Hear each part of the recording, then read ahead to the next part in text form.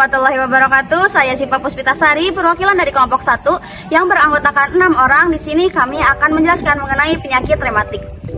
Saya Royan Rahmatul Agifari. Saya Sinta Dewi Rasdiana. Saya Tansya Dwi Oktaviana. Nah, sekarang kami sudah bersama dengan narasumber dengan Ibu Hajah Cica.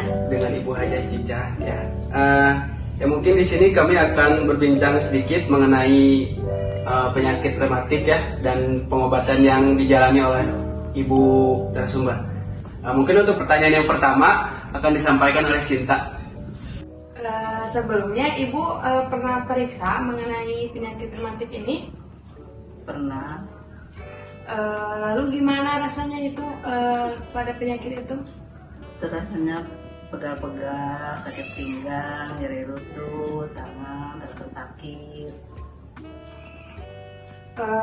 Terus udah berapa lama Ibu mengalami penyakit rematik itu?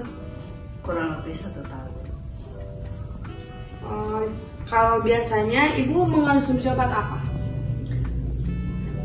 Pernah minum obat yang diberi oleh dokter. Berapa macam Ibu obatnya? 3 macam. Untuk pertanyaan selanjutnya, Ibu pernah nggak waktu Ibu mengonsumsi obat selain dari dokter gitu, selain resep dari dokter? Belum pernah, karena udah cocok dengan obat yang diberikan oleh dokter. Lalu apakah Ibu mengonsumsi obat secara teratur? Teratur sesuai dengan anjuran dokter. Kalau obatnya habis, Ibu langsung kontrol lagi ke dokter. Siapa enggak? Apakah Ibu pernah lupa minum obat dari dokter? Dan apa yang Ibu pernah rasakan? Pernah, dan Ibu merasa nyeri sendi.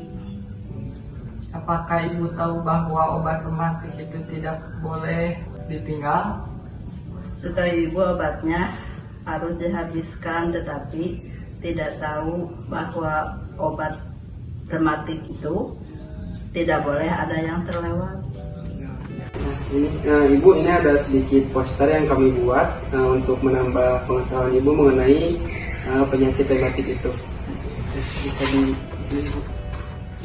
di sini ada definisi dari penyakit rematik itu, kemudian ada faktor risiko dan juga gejala rematik.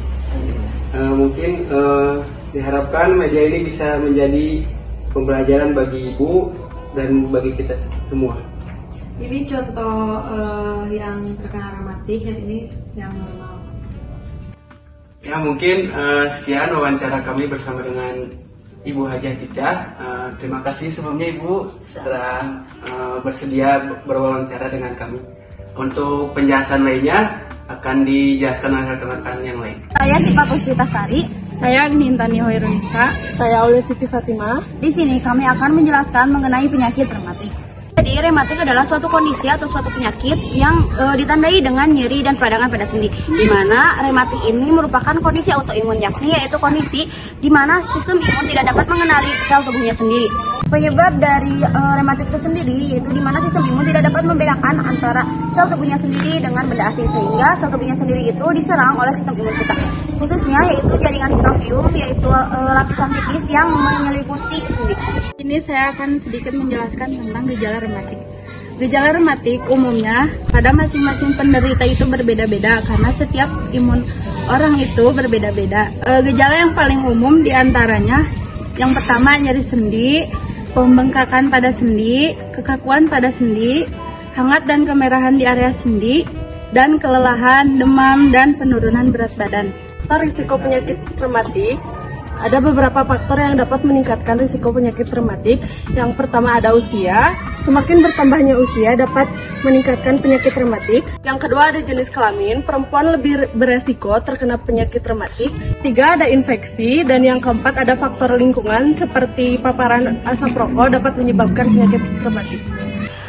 Nah, jadi kesimpulannya, pasien dengan penyakit rematik patuh meminum obat yang telah diresepkan oleh dokter dan kualitas hidupnya meningkat setelah minum obat tersebut serta tidak merasakan lagi nyeri sendi.